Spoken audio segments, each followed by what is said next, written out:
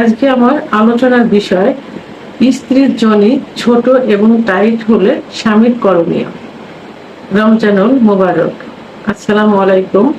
আমি প্রভাষক রিক্তা পারভিন, হোমিওপ্যাথি এবং আয়ুর্বেদিক চিকিৎসক, চেম্বার সেবা হোমিও কমপ্লেক্স অ্যান্ড সেবা ডিজিটাল ল্যাব, উপজেলা মডেল মসজিদের পূর্ব পাশে, শিমুলিয়া, মাগুরা। অনেক পুরুষের অভিযোগ থাকে বা অনেক পুরুষ জানতে চায়, বিশেষ করে চেম্বারে এসেও এখন বলে এবং ফোনের মাধ্যমেও জানতে চায় যে তার স্ত্রীর যোনি টাইট এবং শক্ত। 2 মাস 3 মাস বিয়ে করছে, এখনো স্ত্রীর কাছে ঠিক মতো যাইতে পারছে না, যৌন মিলনে সুখ পাচ্ছে না। এখন আমরা কি করতে পারি, এই বিষয়টা নিয়ে এখন আলোচনা করব। আসলে যখন নতুন বিয়ে হয় তখন মেয়েরা স্বাভাবিক কারণে আননোন থাকে, অনেক বিষয়ে তাদের ধারণা কম থাকে। বিশেষ করে মেয়েদের যে সতীচ্ছেদ পর্দা থাকে, সেই পর্দা একটু টাইট থাকে। যারা খেলাধুলা করে, সাইকেল চালায়, সাঁতার কাটে, তাদের একটু নরম লুজ হয় বিয়ের আগে। আর অধিকাংশ মেয়েদের কিন্তু টাইট থাকে, কারণ সতীচ্ছেদ পর্দা দিয়ে কিন্তু যৌনাঙ্গ ঢাকা থাকে না। যৌনাঙ্গের চারিপাশের যে ওয়াল, সেই ওয়ালটা সতীচ্ছেদ পর্দা থাকে। এটা কারণ খুব বেশি শক্ত হয়ে থাকে, সহবাসের সময় অনেকে চিড়ে যায়, রক্ত বের হয়। তো অনেকে রক্ত বের হয় না, কিন্তু শক্ত থাকে। তো এটা ধীরে ধীরে ঠিক হয়ে যায়, কারণ নতুন বিয়ে ওখানে যখন সহবাস করতে করতে একটা অভ্যাসে পরিণত হয়ে যাবে, জায়গাটা লুজ হয়ে যাবে। এখন নতুন অবস্থাতে টাইট থাকে, সহবাস করতে করতে জায়গাটা লুজ হয়ে যাবে।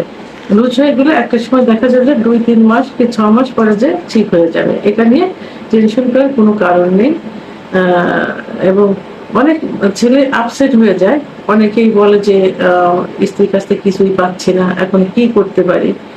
তো এক্ষেত্রে পুরুষদের অবশ্যই ধৈর্য ধারণ করতে হবে এবং স্ত্রীকে যখন সহবাসে লিপ্ত হবেন তখন স্ত্রীকে পর্যাপ্ত পরিমাণ ফোরপ্লে করতে হবে। ফোরপ্লে করলে অনেক সময় দেখা যাবে যে, বিশেষ করে সব ক্ষেত্রে ফোরপ্লে করলে স্ত্রীর অর্গাজম হবে।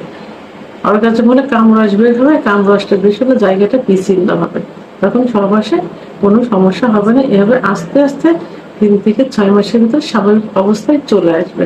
এরপরে যে সহবাসে আর কোনো কষ্ট হবে না।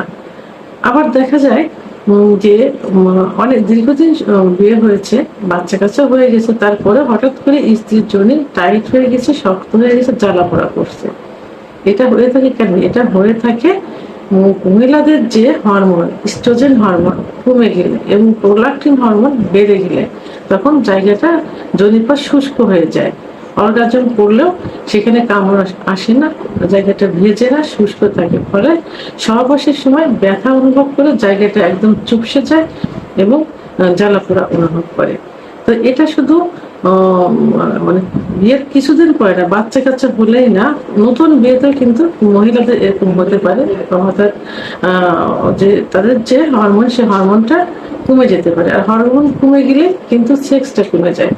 আর সেক্স যখন কমে যাবে তখন অর্গাজম, ফোরপ্লে করলেও অর্গাজম হবে না এবং সেখানে কামরস বের হবে না, জায়গাটাও পিচ্ছিল হবে না। ফলে জায়গা টাইট মনে হবে এবং শক্ত মনে হবে। এবং সহবাসের সময় অনেক সময় দেখা যায় পুরুষাঙ্গ ছিলেও যেতে পারে, যায়, অনেক সময় পুরুষাঙ্গ ব্যথা অনুভব করে। তো নতুন পুরাতন উভয় ক্ষেত্রে যখন এই সমস্যা দেখা দেবে তখন কি করতে হবে? তখন স্বামীর করণীয় অবশ্যই ভালো একজন অভিজ্ঞ সম্পন্ন ডাক্তারের শরণাপন্ন হওয়া। বিশেষ করে এই ক্ষেত্রে হোমিওপ্যাথি চিকিৎসা সবচেয়ে বেশি কার্যকারী হয়ে থাকে, কারণ হোমিওপ্যাথি ওষুধের কোনো পার্শ্ব প্রতিক্রিয়া নেই এবং সেক্সুয়াল ক্ষেত্রে হোমিওপ্যাথি সব থেকে ভালো কাজ করে। তাই একজন অভিজ্ঞ সম্পন্ন অর্থাৎ রেজিস্টারকৃত হোমিওপ্যাথি ডাক্তারের শরণাপন্ন হতে হবে এবং চিকিৎসা গ্রহণ করতে হবে।